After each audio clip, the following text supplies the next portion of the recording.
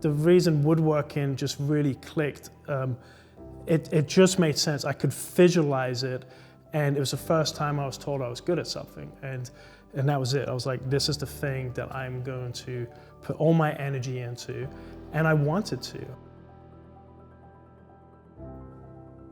My name's Philip Morley. I'm a custom furniture maker, and I'm the 9-month lead instructor here at the Center for Furniture Craftsmanship.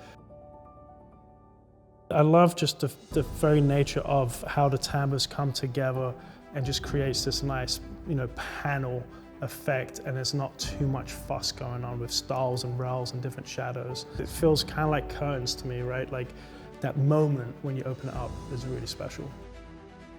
A lot of my furniture, I tend to like what I would say quiet furniture. I want it to be sitting in a room and not screaming at you. I'm just making sure that I'm not changing the shape of these pieces. So that has to be lined up perfectly. You get better at making less mistakes, but you get better at moving on and not thinking about those mistakes. I'm always trying to improve it.